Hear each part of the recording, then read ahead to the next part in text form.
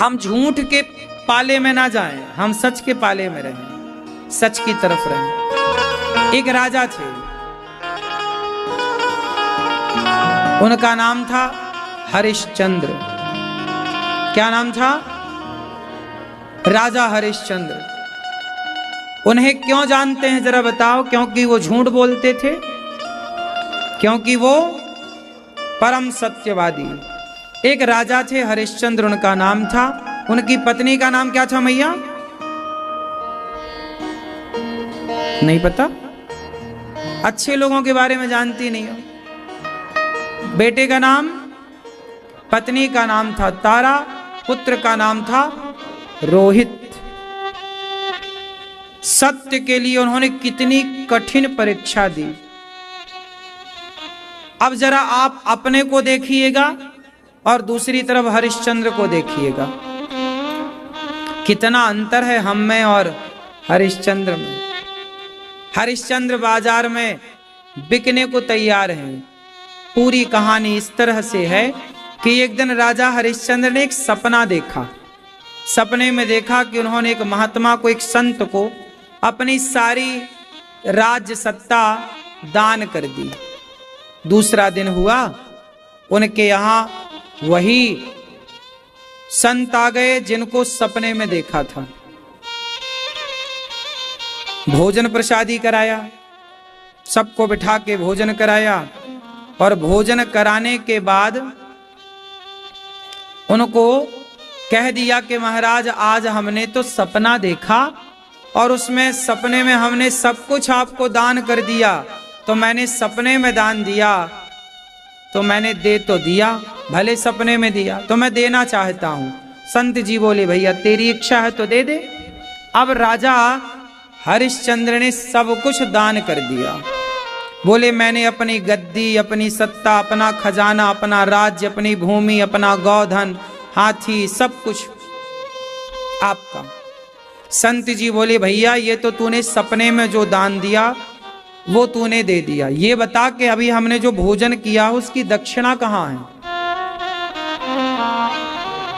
भाई तुम भोजन कराओगे हमें तो दक्षिणा भोजन के बाद होती है।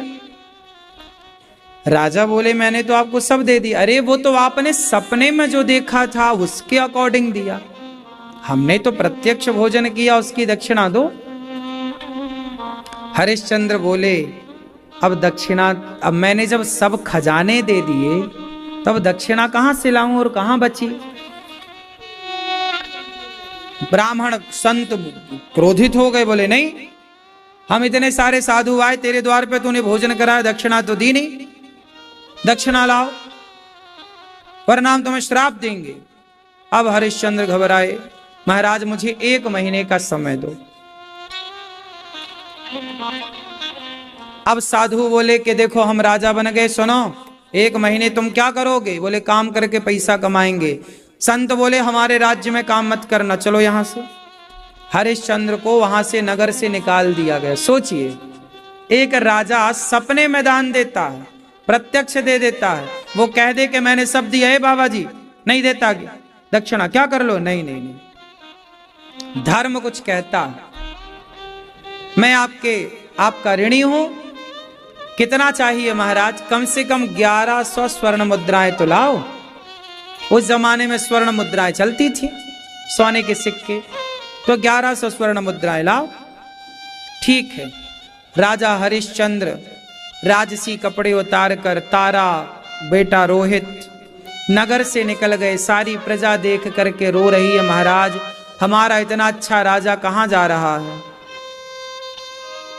बोले क्या करें, हमने सपने में सब दान किया है, सो हमें लगा जब सपने में किया तो करना ही चाहिए। राजा हरिश्चंद्र काशी आए। काशी में काम मांग रहे हैं सबसे, भैया थोड़ा हमें काम दे दो, हमें 1100 स्वर्ण मुद्राओं की जरूरत है। काम तो मिलता था लेकिन 1 महीने में इतना पैसा वो जोड़ ना पाते।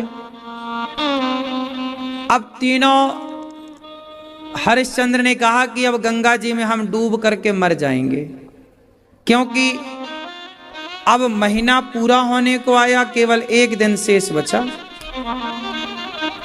अब राजा बोले कि श्राप मिले उससे अच्छा मर जाओ। तारा ने पति के मन को भांप लिया और पति से कहा कि आप गंगा जी में डूबने का सोच रहे हैं? ना प्राणनाथ, मैं आपकी अर्धांगिनी हूं, मैं आपके कार्य जितना आ सकती हूं आऊंगी। तारा ने भरी बाजार में आवाज लगाई कि मैं अपने आप को बेचना चाहती हूं, है कोई मुझे खरीदने वाला? अब तारा जैसी पतिव्रता नारी बाजार में बिकने को तैयार है। किसके लिए बिक रही है? सत्य के लिए, कि हमारे पति के सत्य की रक्षा हो जाए। अब बाजार में लोग आए, कितना मूल्य लोगी? बोले 1100 स्वर्ण मुद्राएं। लोगों ने कहा इतना तो नहीं देंगे। एक पंडित जी आए, बोले मेरी पंडितानी बीमार पड़ी है, काम धाम उससे होता नहीं है, तुम हमारे घर का झाड़ू पोंछा कर दोगी, पूजा की तैयारी कर दोगी और थोड़ा भोजन प्रसादी बना दोगी? ठीक है, बना दूंगी महाराज, 500 स्वर्ण मुद्राएं दूंगा। ठीक है, 500 स्वर्ण मुद्राएं लेकर के अपने पति के चरणों में रखती है। प्राणनाथ, मैं आपका इतना ही सहयोग कर पाई। पंडित जी लेकर के तारा को चले गए। तब तक रोहित रो पड़ा, माँ माँ, छोटा बच्चा था 5-6 साल का, माँ, लिपट गया माँ से। ब्राह्मण बोली ये कौन है? महाराज ये मुझे अभागिन का बेटा है। ये क्या करेगा? महाराज ये कोई फूल वूल ले आएगा आपके लिए पुष्प वाटिका से, इसे भी खरीद लीजिए। अच्छा, मैं इसके 100 स्वर्ण मुद्राएं देता हूं। तो टोटल 600 स्वर्ण मुद्राएं ब्राह्मण ने दिया और पंडित जी ले गए। अब तारा वहां झाड़ू लगा रही है, पोंछा लगा रही है, कुएं से पानी निकाल रही है। उनकी बूढ़ी पंडितानी पड़ी थी, उनको नहलाना धुलाना, उनका मलमूत्र साफ करना, वो बिस्तर पर पड़ी थी। एक रानी, एक महारानी ये सब कर रही है। किसके लिए? कि प्राण जाए तो जाए, सत्य ना जाए, कर्जा में ना किसी का खाके ना मरे। कह दिया है कि 1100 स्वर्ण मुद्राएं देंगे तो दे दें। आज का आदमी तो लाखों लील जाता है, डकार तक नहीं लेता। और यहां आदमी देखो दूसरे का कर्जा, 1 रुपया किसी का खा के ना मरना मेरी माँ, वरना अगले जन्म में कुत्ता बन के चुकाना तो पड़ेगा। लोग खा पी के मर जाते हैं दूसरों का धन, समझते नहीं है कि ईश्वर की अदालत में 1 रुपए का लेन देन किसी का शेष नहीं बचता, भगवान चुकवा लेते हैं। सही है। पत्नी बिक गई तारा, पुत्र बिक गया रोहित। अब राजा हरिश्चंद्र ने अपनी बोली लगाई, है कोई मुझे खरीदने वाला?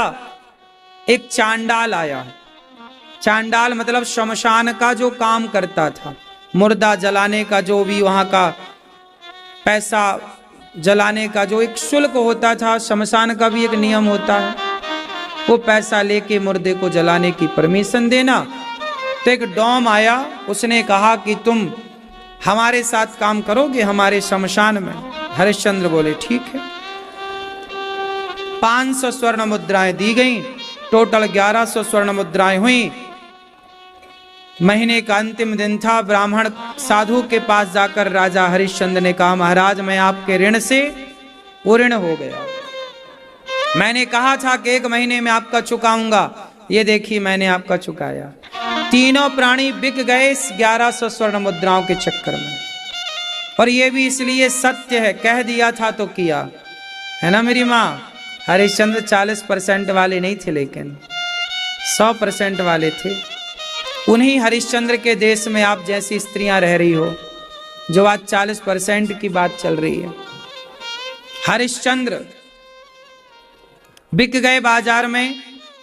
अब वो शमशान में चांडाली का वो काम करने लग गए। कोई भी मुर्दा आता, उनसे टैक्स लेना, कफन लेना और बड़े प्रेम से उन्हें जलने की परमिशन देना। जो मुर्दे के लिए सामान खाद्य पदार्थ आए वो सब खा के हरिश्चंद्र अपना पेट भरते थे। पत्नी तारा, भगवान जब परीक्षाएं लेते हैं ना तो थोड़ी और कठिन होती हैं। उन कठिन परीक्षाओं से गुजरने के लिए ना पीठ पक्की करनी ही पड़ती है। तारा का बेटा रोहित एक दिन बगीचे में पुष्प तोड़ने गया कि काले नाग ने डस लिया। अब देखो, इसी को बोलते हैं गरीबी में गीला आटा। ये देखो दोनों मैया कैसे मस्त सो रही हैं।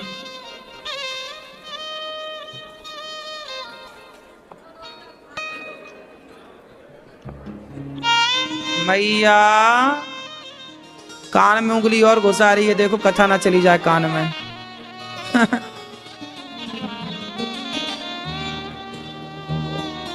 मैया राम राम। अभी यहां बैठ के तुम ही सो रही थी? नहीं, अच्छा वहां बैठ के सो रही थी।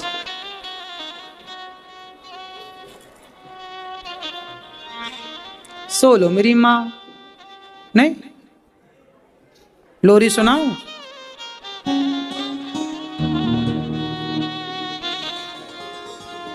रोहित एक दिन बगीचे में गया पुष्प वाटिका पुष्प तोड़ने, सांप काले नाग ने डस लिया। रोहित तड़पता हुआ मां छटपटाने लगा, सांप ने डसा। एक साधु वहां से गुजरे, बेटा कौन हो? महाराज मेरी मां को सूचित कर दो कि मुझे सांप ने डस लिया। साधु गए, भैया ये रोहित किसका बेटा है?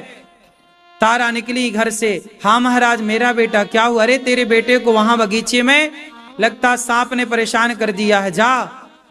तारा दौड़ी, पंडित जी ने आवाज लगाई, दासी पंडितानी बुला रही हैं। अब सोचो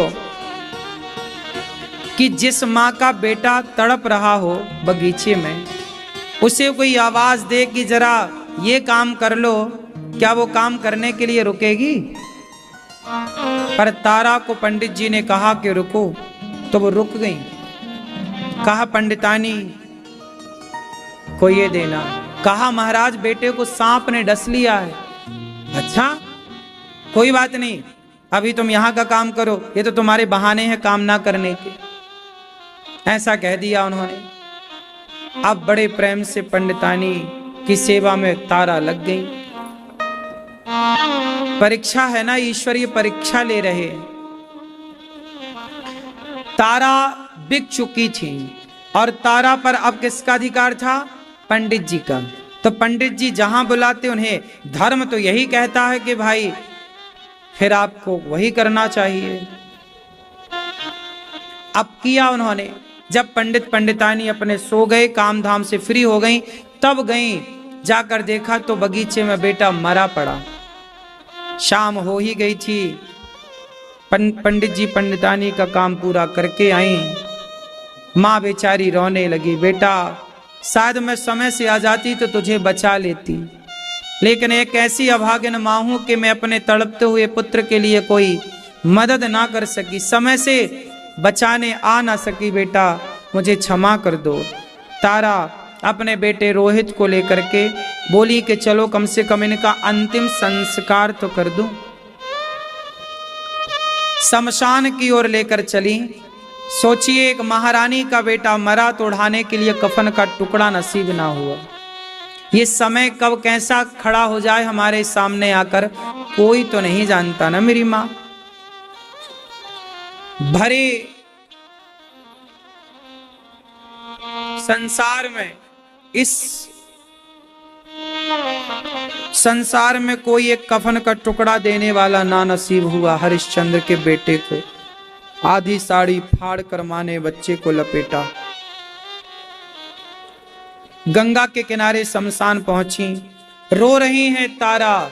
तब रोती हुई तारा को सुन करके हरिश्चंद्र जो कि वहीं काम करते थे दौड़ करके आए। अच्छा रात का समय था, दोनों ने एक दूसरे को पहचाना नहीं। हरिश्चंद्र बोले, देवी आप कौन है? महाराज मैं अभागिन माँ हूं, मेरा बेटा सांप के डसने से चला गया।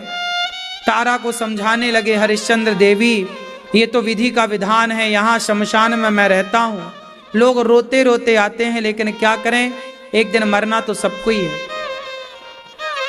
तारा बोली महाराज मुझे दुख इस बात का नहीं कि बेटा चल बसा, दुख इस बात का है कि कभी इसके पिता मिलेंगे, पूछेंगे कि मेरा बेटा रोहित कहाँ है, मैं क्या जवाब दूंगी। जब ये बात सुना तो हरिश्चंद्र के कान खड़े हो गए। देवी क्या तुम्हारा नाम तारा है? हाँ। आप कौन हैं? अब तारा को समझते देर नहीं लगी कि ये तो हरिश्चंद्र हैं, लेकिन आप यहाँ क्या कर रहे हैं? देवी मुर्दों को जलने का जो टैक्स है वो मैं लेकर के अपने मालिक को सौंप देता हूँ। अब देखो दोनों की भेंट हुई तो सही, पर मरे हुए बेटे के साथ शमशान में भेंट हुई।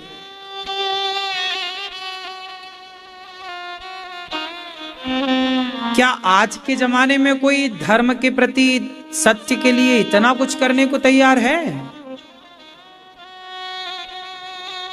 नहीं ना। आजकल व्यक्ति अपने बयान बदल देता है, जहां उसे लगता है मेरा नुकसान होने वाला है तो वो झूठ बोल देता है, दलीलें बदल देता है। लेकिन हरिश्चंद्र किस माटी के बने। पत्नी से कह रहे हैं पुत्र को जलाना है तो कुछ टैक्स तो देना पड़ेगा, यहां का नियम है। महाराज मेरे पास कुछ नहीं तो गंगा जी में बहा दो, गंगा जी में बहा दो। तब तक पंडित जी और गांव वाले दौड़े दौड़े आए। भाई गांव में चोरी करके चोर भागे हैं, देखो शमशान में ये दोनों मिल गए, तारा और हरिश्चंद्र। लोगों को लगा यही चोर हैं। दौम आया, हरिश्चंद्र को तलवार देकर के बोला कि इसकी गर्दन काट दो, लगता गांव में इसी ने चोरी की है, पत्नी की गर्दन। हरिश्चंद्र से मालिक ने कहा कि गर्दन काटो।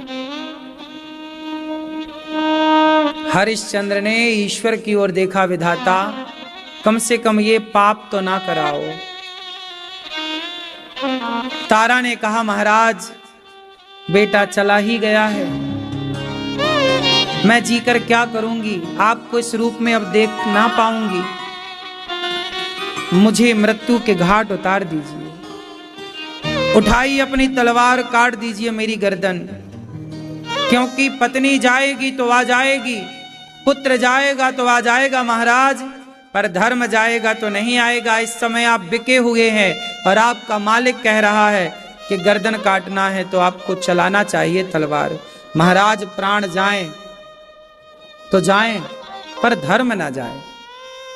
देखिए जरा, पहले के लोग प्राण नहीं बचाते थे, धर्म को बचाते थे। दशरथ जी क्या कह रहे? प्राण जाए पर वचन न जाए, सत्य न जाए, धर्म न जाए। इसलिए प्राण जाए तो जाए, लेकिन धर्म ना जाए, सत्य ना जाए। और आजकल का आदमी सत्य को जाने दे रहा है। जैसे ही हरिश्चंद्र ने तलवार चलानी चाहिए, अब तो भगवान को रहा ना गया, प्रकट हो गए भगवान, हरिश्चंद्र के हाथों को पकड़ लिया। वहां प्रकाश ही प्रकाश हो गया, और कोई वो पंडित जी कोई डोम नहीं था, स्वयं भगवान की वो लीला थी। भगवान ने कहा राजा